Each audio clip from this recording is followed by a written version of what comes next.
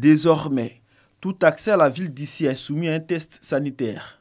Un contrôle constitué de lavage des mains et de la prise de température. C'est une initiative des autorités locales de cette localité de la région de Ouassa-Central. Et pour accompagner cette stratégie de lutte contre le Covid-19, le maire d'ici, Karim Fani, remet des thermomètres à infrarouge. Des thermomètres auxquels il ajoute des gels-mains et des kits de lavage de mains. Une contribution dans la lutte contre le Covid-19. Avec ce matériel, le personnel de santé lui-même est en sécurité à partir du moment où il ne partage pas un objet physique qui est le thermomètre avec le patient qui vient vers eux. Nous sommes ici à un corridor, donc nous allons aussi installer des prises de température aux 4 entrées de notre commune. Tous les passagers qui vont venir seront descendus aux différentes entrées et les températures seront prises et les cas suspects seront acheminés vers le système de santé pour éviter que des situations nous surprennent. Parce que jusqu'au jour d'aujourd'hui, nous n'avons pas encore, heureusement, de cas positifs de Covid chez nous et nous tenons à ce que cela puisse continuer. C'est donc destiné au district sanitaire d'ici aux forces de défense et de sécurité intervenant sur le territoire communal. Le préfet du département, Trabikoué Jean Brice, a salué l'initiative du maire et a invité les agents de la santé et les forces de défense et de sécurité à faire un bon usage du matériel reçu. Pour lui, l'acquisition des thermomètres à infrarouge assure la sécurité des agents chargés de contrôle à travers les prises de température qui peuvent désormais se faire sans contact physique. Les campagnes de sensibilisation sur le respect des mesures barrières vont se poursuivre afin de casser la chaîne de contamination, ont assuré le préfet et le maire Karim Fani.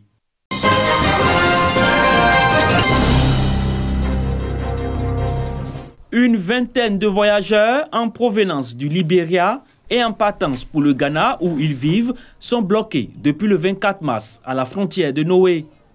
Ne pouvant atteindre leur destination du fait de la fermeture des frontières liées à la maladie à coronavirus, ces voyageurs sont logés dans des salles de classe d'une école primaire, selon le sous-préfet de Noé, Loseni Dosso. Au début, nous avons fait une confusion sur les statuts. Est-ce que c'était des migrants? Est-ce que c'était des réfugiés? Et lorsqu'on a eu la réponse à notre préoccupation, nous avons fait des démarches avec M. Nguessa auprès de l'Organisation internationale de migration. Plusieurs courriers, et aujourd'hui c'est l'apothéose. C'est la fin heureuse de ce processus, étant donné que l'OIM a répondu favorablement à notre demande. Nous sommes plus qu'heureux parce que nous savons qu'ils ne seront pas orphelins. Ils auront de quoi survivre. Pour leur venue en aide, l'Organisation internationale pour les migrations a remis des vivres et des non-vivres à ces voyageurs afin de faciliter leurs conditions de vie. Avant le geste de l'Organisation internationale pour les migrants, de bonne volonté dont le chef du village de Noé et le centre social de cette localité ont apporté de l'aide à ces personnes qui souhaitent rejoindre leur destination.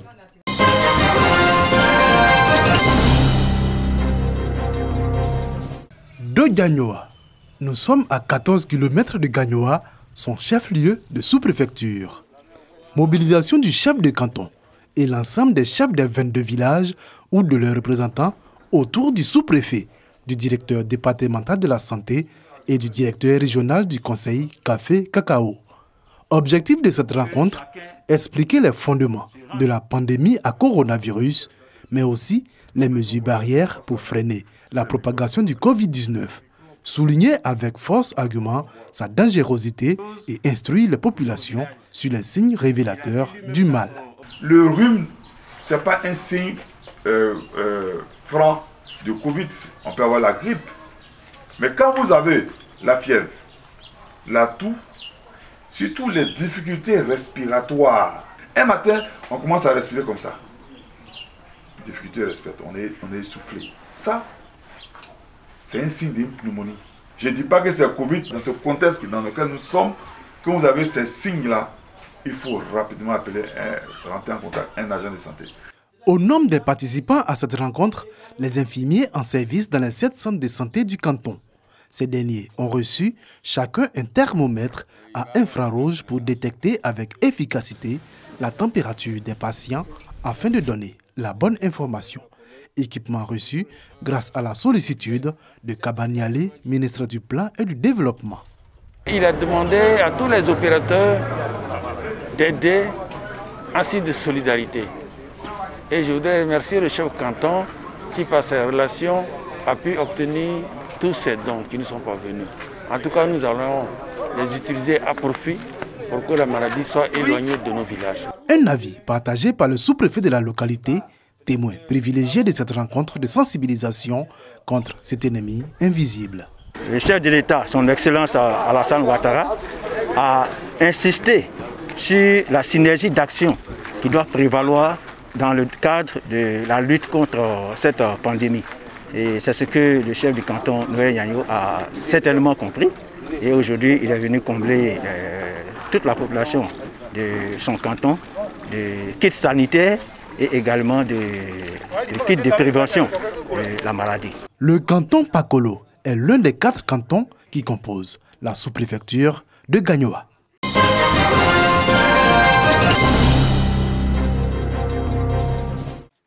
Koulibaly Yedalayou, producteur d'anacarde à Timbé, suit attentivement la séance des pesées de sa production. Il vend sa récolte à 400 francs le kilogramme, le prix Borchamp fixé par le Conseil du coton et de l'anacarde en début de campagne 2020. Le gouvernement a dit qu'on doit payer le produit à 400 francs. Quand les agriculteurs viennent sur le terrain, ils nous disent que non, le prix acheté. Ce prix n'est toujours pas respecté par de nombreux acheteurs véreux qui profitent de la crise sanitaire due au coronavirus pour dicter leurs lois. Et ils disaient qu'il n'y avait pas de possibilité, que les ports déjà s'étaient bloqués et maintenant le coronavirus est venu tout enfoncer. Cette séance d'achat groupée par des coopératives fait partie du plan national de riposte économique au Covid-19.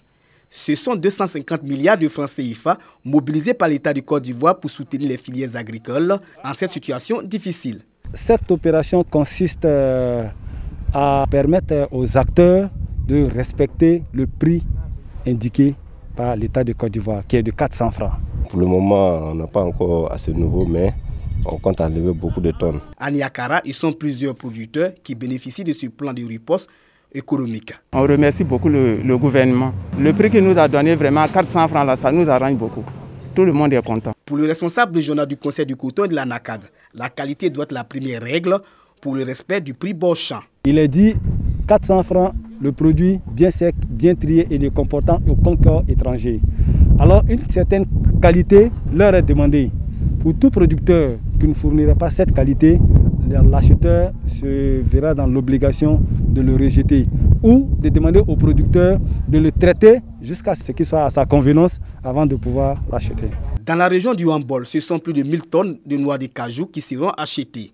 Les filières anacarde, palmiers à huile, café, cacao et EVA sont concernées par le plan national de riposte économique à la pandémie du coronavirus.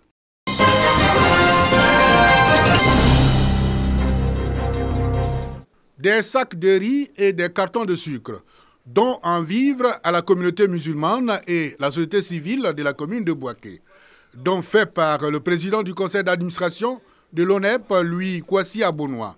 Pour le donateur, ces vivres viennent pour soutenir les communautés des quartiers et les fidèles musulmans dans leur moment de jeûne en cette période de lutte contre le coronavirus. Je suis là en tant que fils de la région pour travailler avec mes parents sur les mesures barrières édictées par le gouvernement du Premier ministre Amadou Koulibaly pour faire face à cette pandémie de coronavirus. Le don est destiné à la société civile, destiné aux musulmans. Les représentants des communautés bénéficiaires apprécient ce geste de générosité du donateur. Important l'eau qui vient de donner à la communauté musulmane, non musulmane, c'est salutaire. Le don a été donné par notre fils Abonois. En temps de paix, en temps de malheur, en temps de bonheur, il est toujours à nos côtés. Aujourd'hui, je ne peux pas lui dire merci. Et merci de Lunda Abonois là-haut. Le donateur entend poursuivre dans les prochains jours ce geste de solidarité dans les localités environnantes de la commune de Bouaké.